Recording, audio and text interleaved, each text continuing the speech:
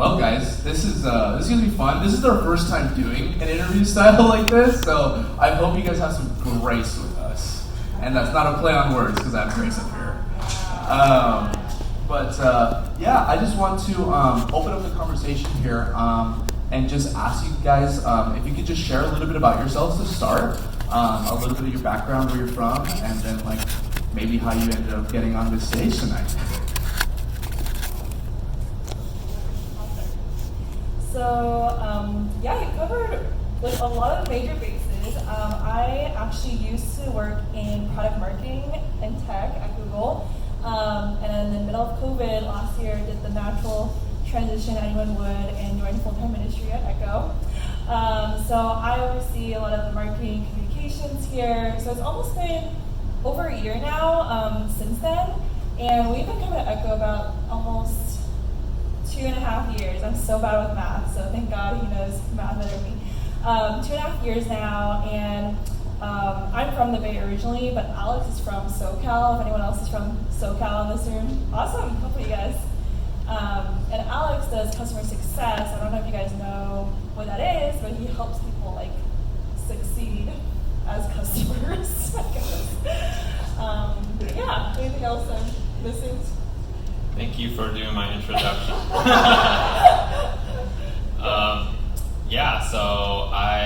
We've been, like what Grace said, we've been with Echo for 2.5 years. It's been a crazy journey. Grace left her job at Google and now works on staff. I'm originally from the Bay Area. A little bit about my faith journey. Or did I say Bay Area? Sorry. I was gonna say. I've been so ingrained in this area that it feels like home. I'm from Orange County, California. That's where Disneyland is. Lost points right now. You just lost some points. Who are the Bay Area natives in the room? Anybody born and raised here? That's right. Let's get the cheer from the crowd. So we're gonna play nice with you guys tonight. A little bit about my faith journey. Not gonna share like my testimony now, but I didn't grow up Christian. Both my parents are their mom's Buddhist, my dad's agnostic, but definitely a miracle how I came to know Jesus, and that also interplays with how we met too, which we'll go over in a few minutes. Awesome, guys. Thank you for sharing that real quick. So I've invited Grace and Alex to come on stage and share with us. What's really awesome is I met Grace when she was single, before she was dating Alex, and I've known them since they started dating and then got engaged and then now are married. And how long has it been now since you've been married? It'll be a year next month. Woo! That's right. And so... Actually, we were dating when we... Okay. I didn't know that. I guess I didn't know. He wasn't around though, so Yeah, he was in his own men's group, and then... Yeah. I think when he just joined your group, right, is when I met him. Yeah. So... Right. I had no clue. Yeah. So I guess I kind of want to start. So the big topic I asked them to kind of talk about is like what it looks like to date right now, like in the world that we're in, right? I know that. I think many of us could be single in this room. Maybe some of us have been in relationships. I think a lot of us have experience with dating in some way, whether it's Christian or not. And I just want to say like their relationship, from what I've heard through like my best friend Caleb, who's like really good friends with Alex too, and I only met them because of my best friend Caleb because of Grace's group, and that's a funny story in itself. I know. Groups are great. If you're not in a group, they're a lot of fun, and you meet your best friends through them. But yeah, so I kind of want to just ask you guys and ask for you guys to share like what did dating look like? Obviously, like COVID, you guys didn't really date pre-COVID, right? You did. We did. We'll clarify. Were you this engaged? Christian. Yeah, go for it. Yeah. Okay. We'll get to Apparently, I know know nothing. So you guys just correct me. All right. So I'll give the high level, and then Grace can fill in the details. So it's quite a miracle how we met, but for me personally, I wasn't in a relationship for like 4 years before I met Grace. So how we met Grace is really random and really a God miracle. So we follow this YouTuber, and this YouTuber, they're like a Christian media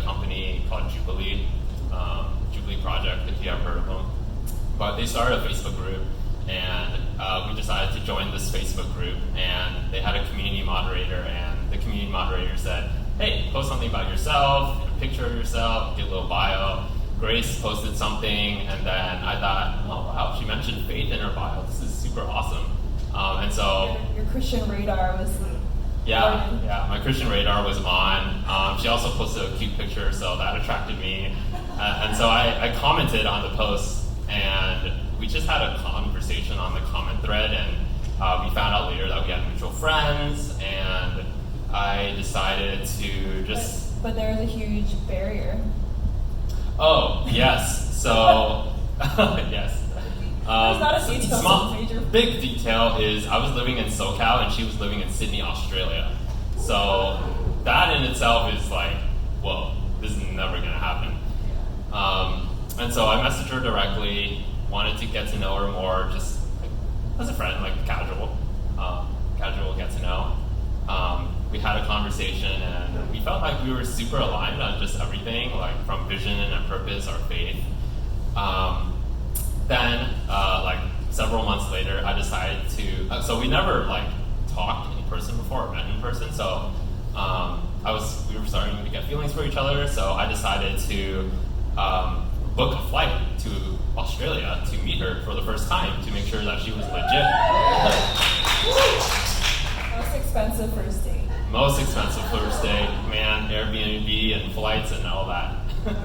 But we spent a week there, made it official, and then from there we knew we wanted to be with each other long term, and we knew this long distance thing was going to be hard, and so we were really praying for God to open doors.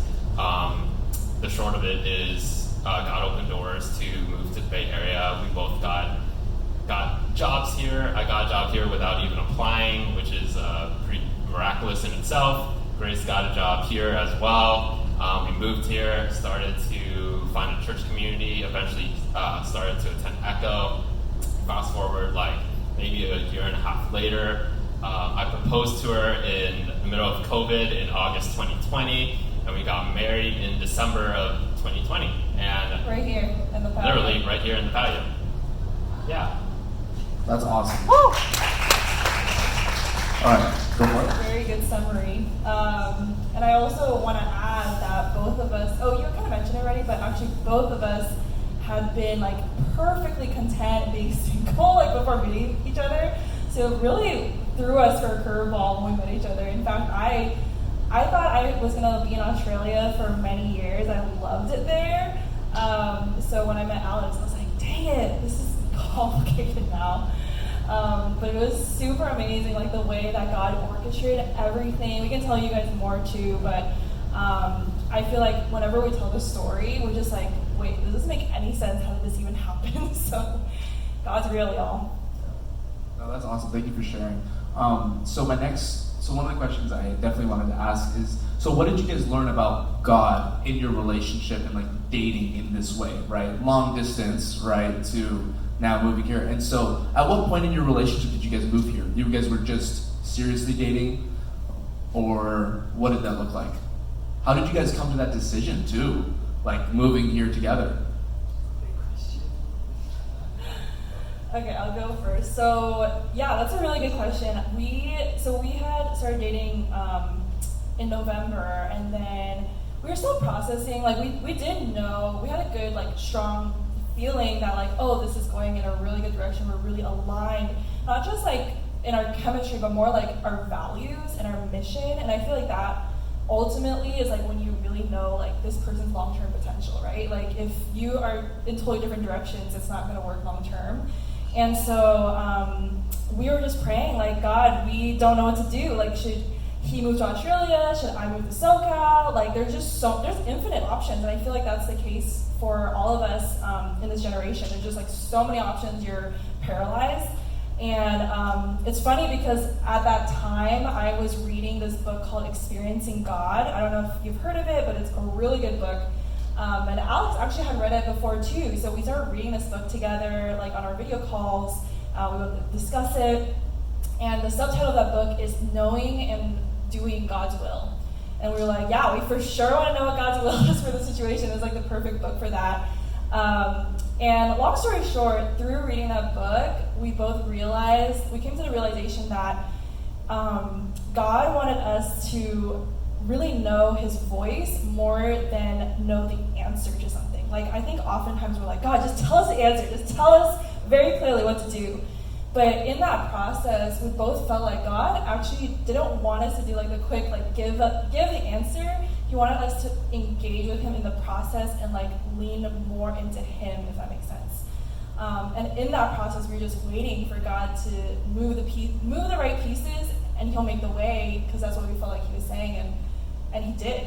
So that's awesome. Yeah, thank you for sharing. Alex, is there anything you want to add to that? You asked about how do we like experience God? Yeah, like how did you guys? What did you learn, like about God or like about each other, like in that dating process? And how, I guess, like how God played a role in that dating process. Yeah, God definitely played a role. So I wanted to eventually marry someone who had at least like the same spiritual level or better, and who also can help me grow. And I found grace through that. Throughout our dating journey, I think the biggest surprise or learning was just how much I learned about myself. And dating actually gave me a small glimpse of marriage. Like in marriage, there's things that surface up, but then in our dating journey, there's things that surfaced up. I'll give you a really vulnerable example.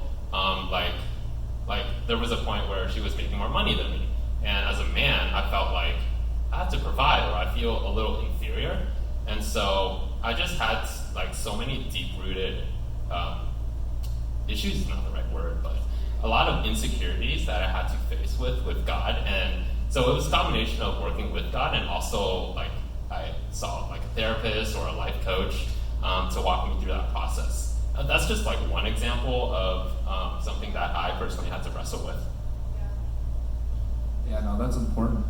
Thank you for sharing that. I think, especially here in the Bay Area too, I mean, with so many people in tech, men and women, I mean, like, everyone's usually making decent money, right? So sometimes it can be often that, a woman makes, someone you're dating makes more than you, and, wrestling with that, I can see how that's can cause some tension in the relationship, or, trusting God with that too, right? Because it doesn't mean we're inferior, right?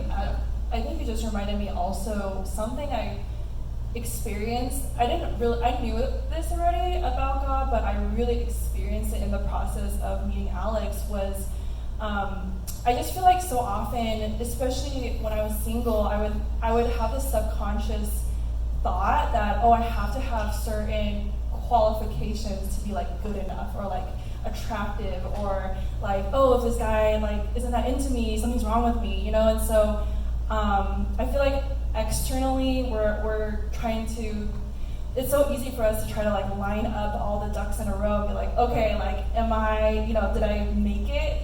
But when I met Alex, what really impressed me about him was his vulnerability. He's just very vulnerable right now, you can tell already. But just like his honesty about his mess, but not in a like, I'm just gonna dump all this mess on you, but just in a very honest way. And I started to experience like, wow, I feel like that's how God feels about us. It's like, we don't need to be perfect when we come to God. Like, we can have our mess. He just wants us to be vulnerable, and he loves us for that. And there's a verse, I think it's 2 Samuel or 1 Samuel, where, I'm butchering it, but 1 or 2 Samuel, where it says that God looks at the heart. Man looks at the outside appearance, but God looks at the heart.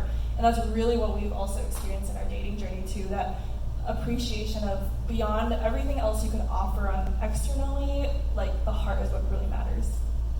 That's so important. And I think that understanding someone's heart, in dating process is so important, because, it's how often I talk to some people in the community about dating. It's like, you want to be dating as a Christian. It's either like you don't know how, or sometimes you're just like, hey, you have so much baggage from dating as a non-Christian. You're just like I don't even know how to tackle this, right? And you're almost too scared to jump into that side of the pool. And trusting God to touch your heart to do that is really important. So I want to ask you guys, like, so how did you guys deal with like uncertainties and the transitions of like the different stages of your relationship? right? And how did God play into that? And did He help you guys through a lot of transitions in your guys' relationship?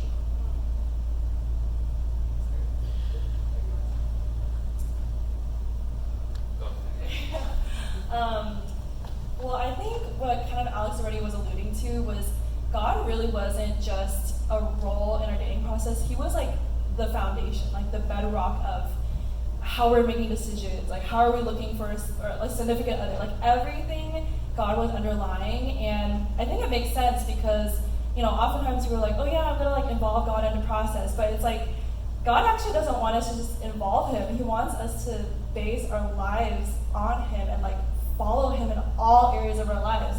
And so I think both of us, the timing was just so funny how like we both, before meeting each other, were super like just content. We were loving that season of like digging into our relationship with God. I personally had never felt more intimate with God than that season right before I met Alex, because I was like just spending alone time with God all the time, especially because I was in Australia and I was like new there and I didn't know many people, and so that was such a ripe season.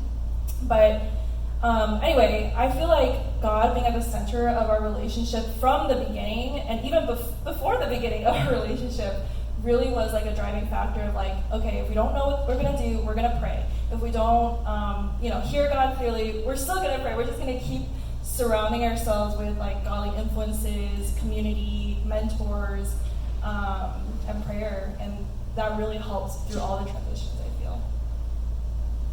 Alex, anything you want to share? Yeah, I think both of us have faced like all the transitions people would normally face in their lives, from moving cities, moving jobs, and getting married, and living together after that. But I guess on a more, and then COVID had it. Yeah, that's another story. That's another transition. But yeah, practically speaking, we were just making sure to seek after the Lord, and I don't want to say it just like spiritually, but like practically, like even talking to Him, like, God, I really don't know what to do. Should I take like job A or job B? Should I move to this apartment or apartment B? And even like going into engagement, like, should I propose to her? Like, I definitely involved God in that process, and it was a long process. And so we're definitely not perfect, but we just made sure to seek after God and inquire of the Lord. So at what point in your guys' relationship did you know, did you guys feel like you found like maybe the one, right? Which is a super common thing. I think a lot of people like want to like know and like are obviously constantly maybe looking for like that perfect person. And it's like, what, like, can you guys talk about that? Like, maybe the expectations too of like what the one was before you were dating, and then maybe after you were dating? Yeah. We have some kids who want to participate. I know. They're excited about this topic. So I feel like for me, from a girl's perspective, I'll speak on behalf of a girl's perspective, because I think that I hear this a lot from my girlfriends. Like, I know that God has like the one for me, I'm just waiting for Him, and I would say that's like partially true, but not fully true. Like, of course, God has someone, like, He knows your whole life. He knows what's gonna happen next, but at the same time, we can't get trapped in this like box of there's only one perfect person. If I don't find him, I'm gonna mess up my life, and like you're not gonna mess up God's plan.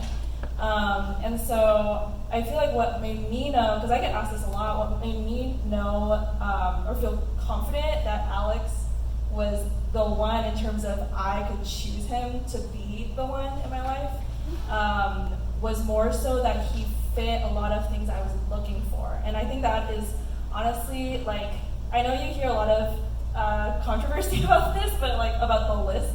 But personally, for me, it worked really well, because otherwise I didn't really know what I was looking for if I didn't have like a list of top things, not like 20 things, but it was like key things I knew I wanted to look for in a future husband. And what's even funnier about that is it was my career coach who told me to do that. Like, before I moved to Australia, he's actually a believer too. I saw him out because he was a Christian. And I was like, yeah, before I moved to Australia, like, what should I do? Like, with my resume, my LinkedIn, all this stuff. And he's like, you know what? you should make a list about your future spouse. And I was like, what the heck? What kind of career coach are you? But he was like, you never know. You could meet someone there, Australian maybe.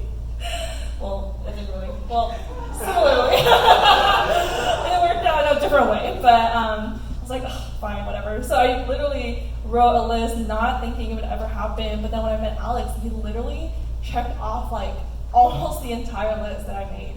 So I think that was really helpful in determining like, this is what I'm looking for, and he actually fits the bill. Otherwise, it's kind of like going on Yelp and you don't put in any filters, so you're like scrolling forever for food. Whereas if you're like, yes, I want Italian today, I want it in the area, like you find it a lot quicker.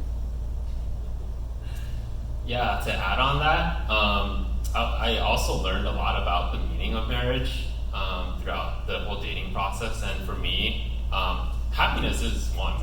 Like, we want to be happy with the person that we eventually get married with, but even more importantly is advancing God's kingdom and making sure you're with someone who can help you love God and love others more, and also as a team advance the kingdom. And that looks differently for everyone. Looks differently for us, looks differently for you. So Grace totally like checked all my priority list, and also I could see a future with her in doing ministry and living out God's purpose together. And when it came to like knowing the one, I really pressed into this when I was preparing to propose to her. I was like 90% sure I was gonna marry this person, but I felt like, oh man, I need to get to 99%. But I realized that you'll never know 100%. There's things that we learn about each other, even in marriage, and people who have been married for like 30, 40 years still learn stuff about each other. And so you'll never get to like 100%. It's impossible. But what I did to figure out the one, like practically speaking, well, one is pray, but also I journal a lot, like really like stream of consciousness journaling, like, God, I feel like XYZ, but I'm struggling with this, I'm anxious about this. And so I kept a journal of that. The third thing is asking godly mentors and community. Friends who know you the best and are not afraid to speak the truth. So I actually consulted with my best friend, and I told him, hey, I'm thinking about proposing to Grace. What do you think? You definitely have to, like, I don't know what I'm saying. Maybe I should go second. No, I get what you're saying. You're saying women can smell BS from miles away, and if you're not big yourself, we know.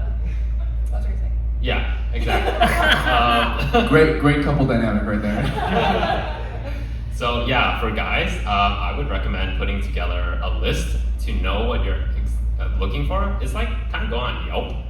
You just don't look up like restaurants. You have to have a filter like dollar signs. I want Chinese, blah blah blah blah blah. It's kind of like that. And then through that, weird analogy, but through that lens, you can really identify and not waste time on the right woman to pursue.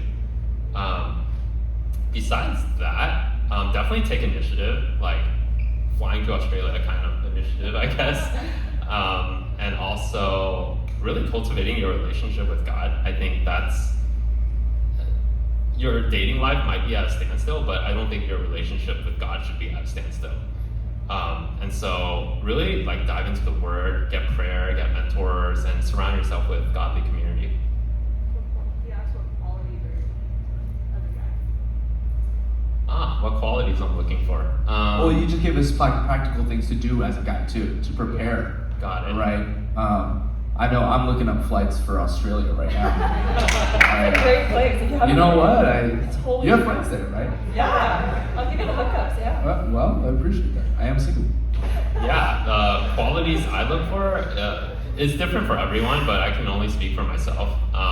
Number one is like sold out follower of Jesus. Not even like nominal Christian, but like actually like really wants to live life for Jesus. So that was like the number one priority. Second and third ones are the ones like being generous, being kind, mature, and smart. Those are great qualities, but I think an equally important one is just aligning on the same vision and mission for your life. Like we have very specific visions and mission for our lives, and even how it looks.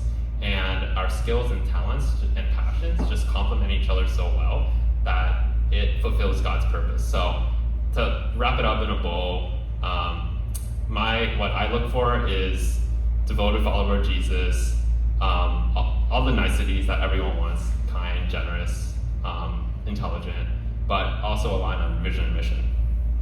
Good. Yeah, there's so much we can say about that. Feel free to ask us separately later too. We're gonna step into Q&A right after this question. Okay.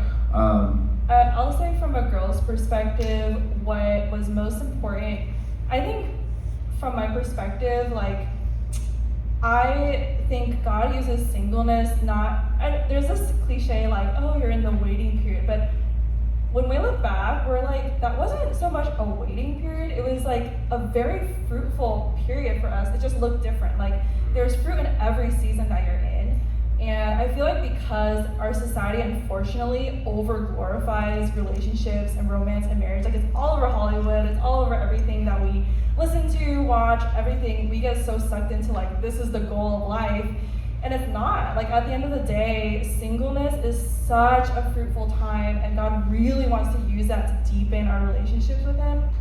And so, kind of going back to about the list and what I had been looking for and what I would say is really good to look for is, and this is for the guys to know too, emotional maturity is totally underrated, but so important.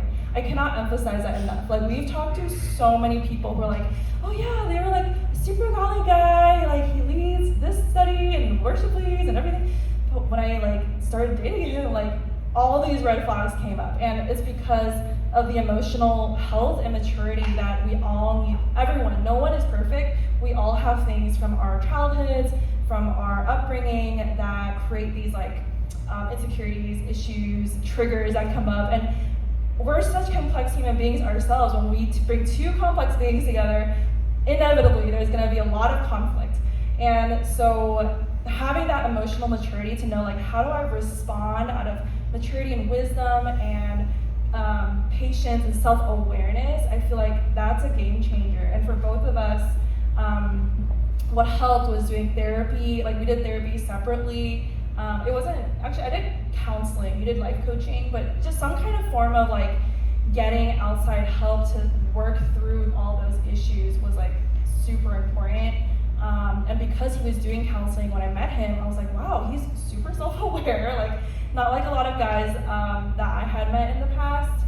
And I would say the second thing is that intentional pursuit. Because as a man, and it's all over the Bible too, God designed man and woman with different, specific different dynamics and characteristics. And he says, a husband should love his wife as Jesus loves the church, his bride, right? It's funny that you play that song actually, because that song, I remember I was at a church retreat and it made me cry because at that time, I had been not really dating a guy, but I was confused by a guy, and I was so heartbroken because I was I feel he's playing games with me. He's I don't know what he's thinking. Does he like me? Does he not? And he was leaving me hanging a lot. But when I heard that song about how God kicks down walls for us, I'm if I want to marry someone who pursues me like that, what am I doing wasting my time with someone who doesn't pursue me intentionally? So, yeah. Well, that's awesome. That's so important. And I think Alex will agree that it takes a certain level of initiative. You have to be intentional about your relationships. And friendships first, right? You guys were friends for a while, and then it got there. And being intentional about those friendships can lead to those, relationships. And so I just kind of want to say thank you guys for sharing. Let's give them a hand, please. So I just kind of want to open it up because anybody, these guys, it's awesome that they're able to be here with us. They're big leaders in the church. Like they have their own groups and stuff that they attend and lead. And I just kind of want to ask: does anybody have like questions, about dating, about what that looks like?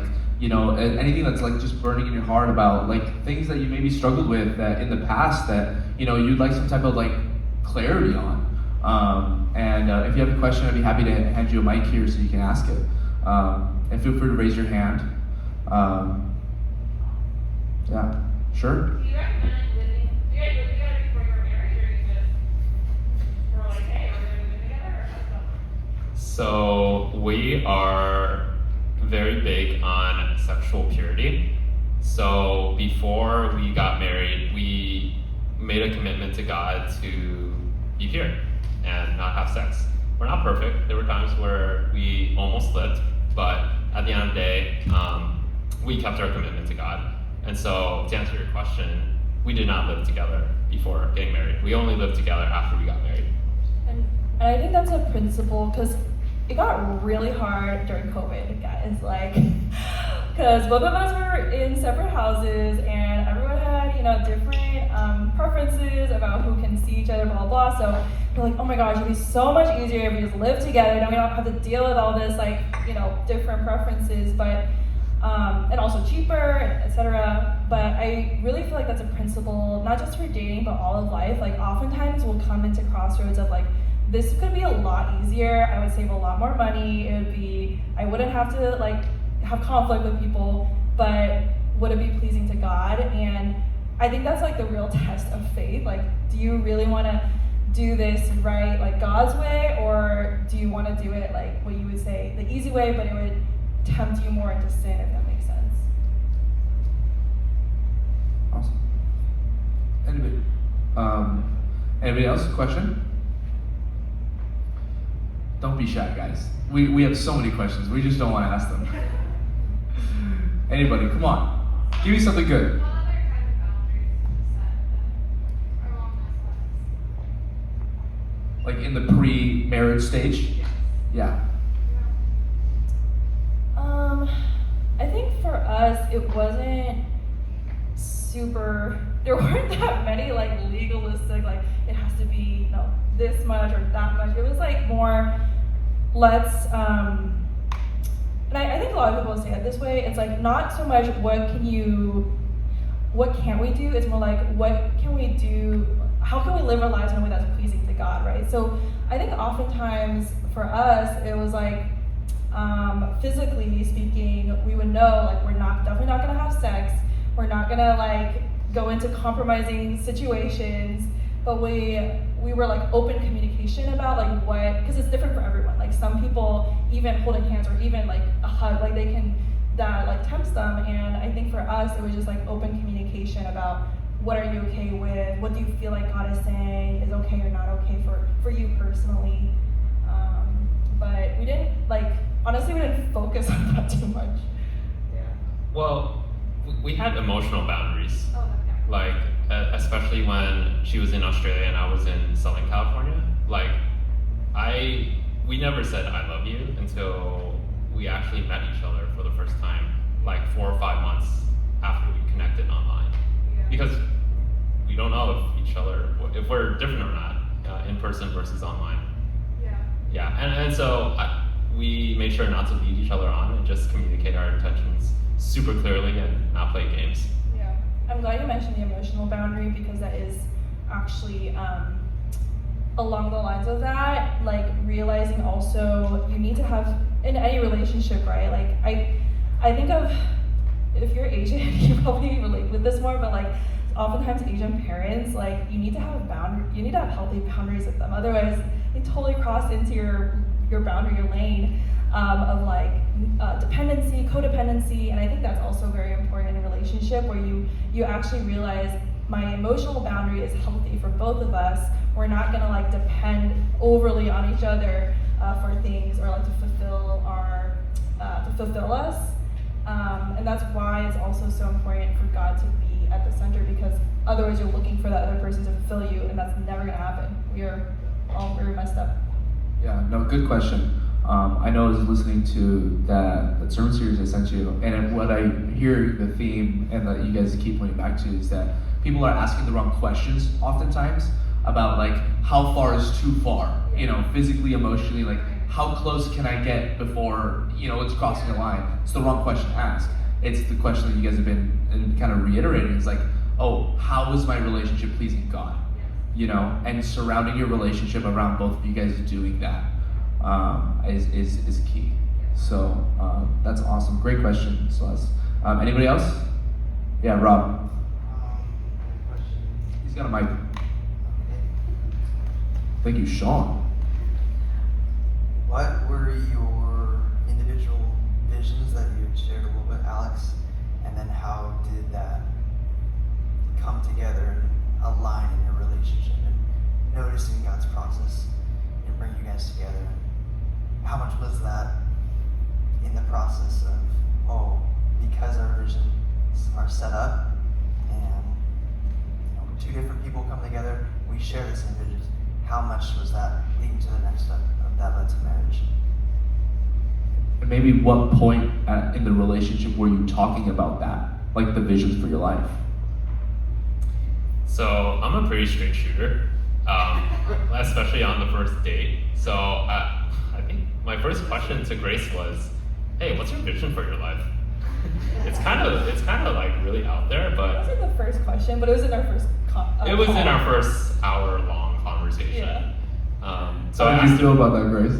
I didn't feel like it was weird because, I have to give this detail. So yeah, he slid into the DMs, right? Which is like creepy in our culture. But the way that he did it, if you ever want to do this, I would say he was very genuine. Like, Guys, get your notepads out. yeah, take notes. Like, he did it super genuinely in a way that wasn't like, hey, what's up? But like, it was like, hey, I noticed you posted this thing. That is so cool. I love the way that you're like so on fire for God. And it was just like very pointed. And that was already a signal to me. I was like, oh wow, like the way that he talks about that kind of already aligns with like how I would, my wavelength, if you would say. And then, sorry, I totally lost track of what you said. yeah, so the vision Okay. conversation was like the very first thing because I just knew that relationships are meant to glorify God and to advance His kingdom. And I don't know if you wanted specifics on our vision, but oh, okay. Yeah, I mean, our vision, like an example is we want to create community where people can feel encouraged. And so one of the things we did in our relationship was host worship nights at our place, which was really awesome at my place, which was super awesome. Another thing is we wanted to use our platforms via social media to talk about God and to lead other people to Jesus, which we do. My strength is writing, like literally just coming up with stuff. She's a great editor. So our talents just align so perfectly that, wow, this just clicks. Yeah, I'm his social media manager. So like he'll send me like a blurb and he's like, can you post this? And then I'll like edit it, and I'm really good at like the graphics and like images. So I don't know, it's just like kind of like different ingredients coming together, and you're like, whoa, this like alignment is just like super weird. Like, how did this work out? But both of us had that same passion and mission before we met. So when we talked about it, it was like, whoa, this is kind of like a no-brainer. Awesome. Thank you for sharing. Anybody else with questions? Great question, Rob. Anybody else? I was gonna say, how do you guys, how do you both, like, you can't mention it, but how do you both, like, serve the church now, like, as a couple? Like as a married couple? Yeah. Like, I mean, are you guys still doing, like, worship nights, or are you still doing groups, or are you just typing? Like, what does that look like for you as a married couple? Yeah, so over the summer we had a small group that met at our apartment. So that was really awesome. So we just talked about life and did Bible studies. We also serve in Alpha, which is one of the ministries here. So we both lead like an Alpha group. So that's like in the context of church. Anything else? I would say also just continuing to use because that was what related to like the mission thing. We both really like creating content, using our experiences and the lessons God has taught us to inspire people towards Him. And so we're still like, we're not very consistent. We could be more consistent, but we still do that pretty regularly about talking about what are we learning, and then like posting on social media, or like hosting groups and like sharing, just like various ways, platforms and channels to do that with our story, even like something like this. But also, even practically speaking, we're often here at Echo, like just serving, helping out at events, or with staff stuff. Like Alex is not on staff, but he's basically like honorary staff because he's like super involved and present. So I know the feeling sometimes. Yeah, thank you for sharing. That was a great answer. All right, you have a question? How big of a role did your families or views of each other? Oh boy. That's a Wow, huge that's a question. big question. So her question was, how big of a role did family play? Not that much, but it was definitely it wasn't like a blocker for us, but it was definitely a point of contention. So Grace's dad actually doesn't like me. He likes me now, but he did not like me. He did not. he didn't like the fact that I was Christian. So he's not Christian. Great guy, but he was just against our faith. And then I think like he'd like poke holes at my history, like he'd stalk me on social media. But all this to say, he's a great guy with good intentions to protect his daughter. But it took some time to warm up. And so that was just something that we had to pray for, and we eventually went through with the marriage without his full approval, and he was okay with it. And then my parents. I was gonna say that was really hard. Last year when we got married, when my dad, there was a point where he basically wasn't gonna come to the wedding, and it was really, really hard. I had an especially hard time because he's been against a lot of my major life decisions, like moving to Australia, like doing marketing, not engineering, like typical, or like choosing different paths than he would have wanted me to do. But I think again, that's why having a relationship with God and having a faith community is so important. Because if I didn't have that support, if we didn't have people praying for us, encouraging us, it would have been like 10 times harder, if not more. But the miracle of it is, then he actually did end up coming to the wedding. We had a really hard but good conversation about it, and now like we have family reunions. My dad's like, warming up to you, but he definitely was one of the biggest stress points, I would say, like in our whole journey. Not deciding to get married, but like going forward without his explicit blessings. Yeah, we have many stories in between that you can ask us later. No, that's awesome. Well, I'm gonna give it up for one final question, if someone has it. Go ahead. Okay, sure. Go for it.